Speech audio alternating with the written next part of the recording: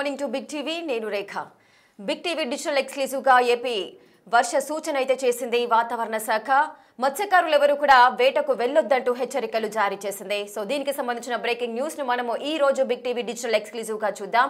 So ఇక ఈశాన్య ఋతుపవనాలకు సంబంధించిన డీటెయిల్స్ వాతావరణ శాఖ అయితే రిలీజ్ చేసింది. నైరుతి బంగాళాఖాతంలో అల్పపీడనం ఏర్పడినట్టుగా చెబుతున్నారు. శ్రీలంక సమీపంలో నైరుతి దిశగా కదులుతూ కూడా తీరాన్ని తాకింది అల్పపీడనం. మత్స్యకారులు వేటకు వెళ్లొద్దంటూ కూడా హెచ్చరికలు జారీ చేసింది. నవంబర్ 21 నాటికి ఆగ్నేయ బంగాళాఖాతంలో మరో అల్పపీడనం కూడా ఏర్పడే అవకాశాలున్నాయి. అటు 24 నుంచి 27 వరకు కోస్తా రాయలసీమ జిల్లాల్లో వర్షాలు కురవబోతున్నాయి. సముద్ర మట్టానికి 5.8 కిలోమీటర్ల ఎత్తులో కదులుతున్నట్టుగా గుర్తించారు ఈ అల్పపీడనం. రాగల 24 గంటల్లో వాయువ్య దిశగా కదిలే అవకాశం కూడా ఉంది. బంగాళాఖాతంలోని నైరుతి పశ్చిమ దిశగా ఈ అల్పపీడనం కొనసాగే అవకాశాలు కనిపిస్తున్నాయి. అండమాన్ సముద్రంలో ఆవర్తనం కూడా ఏర్పడనున్నట్లుగా సమాచారం అందుతోంది. కోస్తా రాయలసీమలో విస్తారంగా వర్షాలు కురవబోతున్నాయి. గంటకు 40 నుంచి 50 కిలోమీటర్ల వేగంతో ఈదురుగాలులు వీచే అవకాశాలున్నాయి. మంగళవారం వరకు తీవ్ర ప్రభావం చూపే అవకాశం ఉంది. అలాగే మత్స్యకారులు వేటకు వెళ్లొద్దంటూ కూడా హెచ్చరికలు జారీ చేసింది వాతావరణ శాఖ. ఏపీకి భారీ వర్ష సూచన చేసింది వాతావరణ శాఖ. మత్స్యకారులు ఎవరు కూడా వేటకు వెళ్లొద్దంటూ కూడా హెచ్చరికలు జారీ చేసింది. 24 నుంచి 27 వరకు కోస్తా రాయలసీమ జిల్లాలో వర్షాలు కురవబోతున్నాయి. ప్రజలంతా కూడా అప్రమత్తంగా ఉండాలంటూ కూడా హెచ్చరికలు జారీ చేసింది. రానున్న రోజుల్లో భారీ వర్షాలు కురిసే అవకాశం ఉన్నందున మత్స్యకారులు కూడా వేటకు వెళ్లొద్దంటూ కూడా హెచ్చరికలు జారీ చేసిన సందర్భాలున్నాయి. అటు నైరుతి బంగాళాఖాతంలో అల్పపీడనం ఏర్పడింది. ఈ అల్పపీడనం కూడా తీవ్ర అల్పపీడనంగా మారే అవకాశం బలపడి విస్తారంగా వర్షాలు కురవబోతున్నాయి. అటు శ్రీలంక సమీపంలో కూడా నైరుతి దిశగా ఏర్పడింది ఈ అల్పపీడనం. 24 నుంచి 27 వరకు కోస్తా రాయలసీమ జిల్లాలో వర్షాలు కురవబోతున్నాయి. సముద్ర మట్టానికి 5.8 కిలోమీటర్ల ఎత్తులో ఈ అల్పపీడనం కదులుతున్నట్లుగా గుర్తించారు.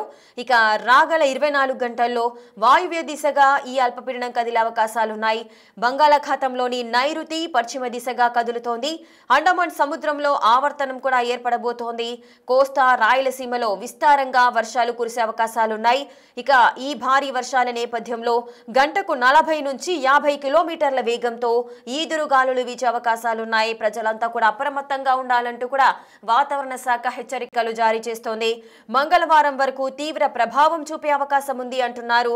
మత్స్యకారులు వేటకు వెళ్లొద్దంటూ కూడా హెచ్చరికలు జారీ చేస్తున్నారు. మరి ఏపీలో ప్రజలంతా కూడా అప్రమత్తంగా ఉండాలి. ఈ భారీ వర్షాల నేపథ్యంలో మత్స్యకారులు ఎవరు కూడా చేపల వేటకు వెళ్లొద్దంటూ కూడా హెచ్చరికలు జారీ చేసింది వాతావరణ శాఖ.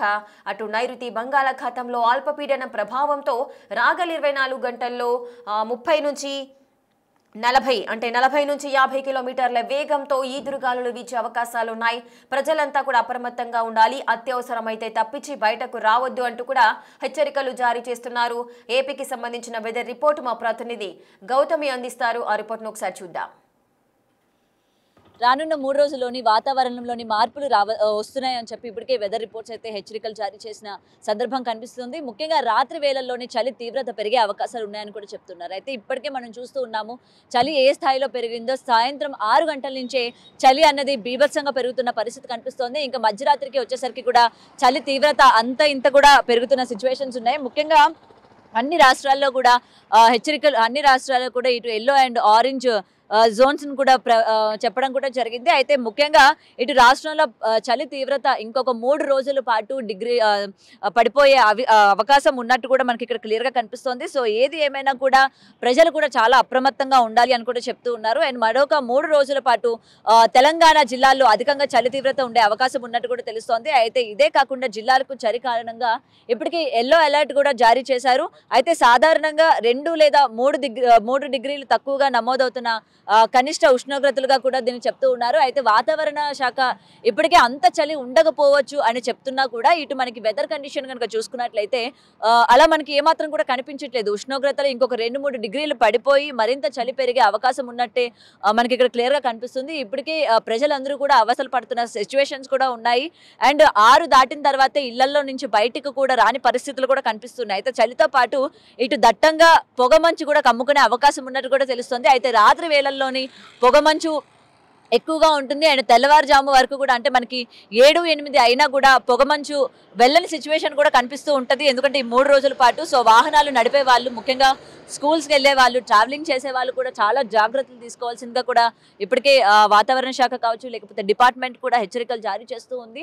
ముఖ్యంగా ట్రావెలింగ్ చేస్తున్న వాళ్ళు కావచ్చు, నైట్ జర్నీలు చేస్తున్న వాళ్ళు కావచ్చు, అంటే రోడ్వేస్లో వెళ్తున్న వాళ్ళు, ముఖ్యంగా బస్సెస్ కావచ్చు, లేకపోతే బైక్స్ మీద వెళ్తున్న వాళ్ళందరూ కూడా చాలా జాగ్రత్త వహించాలి. పొద్దున పూట ఎలాంటి స్పీడ్ కంట్రోల్లో ఉండాలి, లేకపోతే ఎంత స్పీడ్లో వెళ్ళాలి, హైవేల పైన కావచ్చు, ఓఆర్ఆర్ పైన కావచ్చు. ఎందుకంటే పొద్దున్న 7 నుంచి 8 వరకు కూడా పొగమంచు కమ్మే అవకాశాలు ఉంటాయి కాబట్టి చాలా జాగ్రత్తగా నడపవలసిందిగా కూడా చెప్తూ ఉన్నారు. అయితే ప్రస్తుతం ఉత్తర తెలంగాణ జిల్లాల్లో 10 నుంచి 12 మధ్య నమోదవుతున్న కనిష్ట ఉష్ణోగ్రతలుగా కూడా తెలుస్తోంది. అయితే మిగిలిన జిల్లాల్లో దాదాపు 14 నుంచి 18 మధ్య కనిష్ట ఉష్ణోగ్రతలు కూడా ఉన్నాయి. అయితే ఇక్కడ హైదరాబాద్ నగర శివారులో, ముఖ్యంగా ఇటు పటాన్ చెరు, రాజేంద్ర నగర్ అండ్ సిటీ చివరిలో ఉన్న ప్రాంతాల్లోనే చలి తీవ్రత ఎక్కువగా ఉండే అవకాశాలు ఉన్నట్టు కూడా తెలుస్తున్నాయి. అయితే ప్రెసెంట్ ఇక్కడ మనం చూసుకుంటే ఇటు తెల్లాపూర్, లేకపోతే పటాన్ చెరువు అండ్ ఈ జిల్లాల్లో ముఖ్యంగా ఇటు చెట్లు ఎక్కువగా ఉండడం, లేకపోతే చెరువులు కూడా ఎక్కువగా ఉండడం కూడా దీనికి కారణం అని చెప్పొచ్చు ప్రధానంగా. ఎందుకంటే రహదారుల్లోని కనీసం నిల్చోలేని సిచ్యువేషన్స్ కూడా ఇక్కడ మనం చూస్తూ ఉన్నాము. అయితే ప్రస్తుతం రాష్ట్ర వ్యాప్తంగా 29 నుంచి 33 మధ్య నమోదవుతున్న గరిష్ట ఉష్ణోగ్రతలు, ఇటు చలి పొగ మంచు కారణంగా ప్రజలు తగిన జాగ్రత్తలు తీసుకోవాల్సిందిగా కూడా ఇప్పటికే వాతావరణ శాఖ కావచ్చు, లేకపోతే ప్రతి ఒక్కరు కూడా హెచ్చరిస్తున్న సందర్భం కనిపిస్తోంది. ముఖ్యంగా ఈ వాతావరణంలో మార్పులు రావడం వల్ల ఇటు చిన్న పిల్లలకి కావచ్చు, నెలల పిల్లలు, సంవత్సరం పిల్లలు, అలాగే స్కూల్కి వెళ్ళే పిల్లలు, పెద్దవాళ్ళకి కూడా ఆరోగ్య సమస్యలు కూడా వస్తున్న పరిస్థితి కనిపిస్తుంది. అంటే చలి జ్వరం, లేకపోతే జలుబు, ఇలాంటి కారణాల వల్ల హాస్పిటల్స్లో కూడా క్యూలు కడుతున్న సిచ్యువేషన్స్ మనం చూస్తున్నాం. ముఖ్యంగా చిన్నపిల్లలు ఎక్కువ శాతం ఈ చలికి, ఈ పొగ మంచుకి అంటే రొంప, లేకపోతే తుమ్ములు, లేకపోతే జలుబు ఇలాంటి దానికి గురవుతున్న పరిస్థితులు కనిపిస్తున్నాయి. కాబట్టి చిన్నపిల్లలకి సంబంధించి కూడా ఇటు పేరెంట్స్ కావచ్చు, అందరూ కూడా తగిన జాగ్రత్తలు తీసుకోవాలి. ఇంట్లోని హోమ్ రెమెడీస్ ఏవైతే ఉంటాయో అవి ఖచ్చితంగా పాటించాల్సి వస్తుంది. అండ్ 6 తర్వాత పిల్లల్ని బయటికి తిప్పడం కానీ, లేకపోతే పెద్దలు కూడా బయటికి రావడం కూడా తగ్గించాల్సిందిగా కూడా చెప్తూ ఉన్నారు. ఎందుకంటే క్లైమేట్లోని వస్తున్న మార్పులు కావచ్చు, ఇటు మొత్తం ప్రజలందరూ కూడా ఒక్కసారిగా ఈ క్లైమేట్ని తట్టుకోలేకపోవడం కూడా దీనికి ఒక ప్రధానమైన కారణం అని కూడా చెప్పొచ్చు. సో ఏది ఏమైనా కూడా ఈ 3 రోజులు చిన్న పెద్ద తేడా లేకుండా అందరూ కూడా తగిన జాగ్రత్తలు తీసుకోవాలి.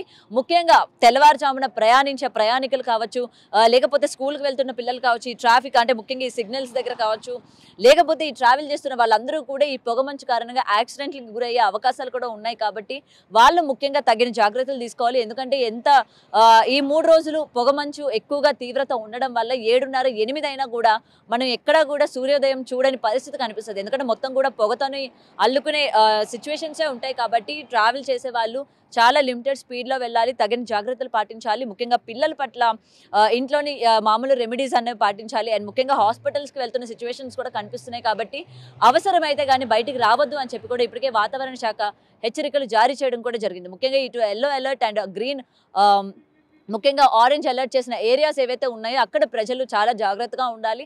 అండ్ హాస్పిటల్స్ కూడా వెళ్తూ ఉండాలి. ఎందుకంటే ఒక్కసారిగా వాతావరణంలో వచ్చిన మార్పుల వల్ల మనకి రకరకాల వ్యాధులు కూడా వచ్చే అవకాశాలు ఉన్నాయి. అంటే జ్వరం, జలుబు, లేకపోతే రొంప ఇలాంటివన్నీ కూడా వచ్చే అవకాశాలు ఉన్నాయి. కాబట్టి ముందుగానే తగిన జాగ్రత్తలు తీసుకోవాల్సిందిగా కూడా హెచ్చరికలు జారీ చేసినట్టు కూడా తెలుస్తోంది.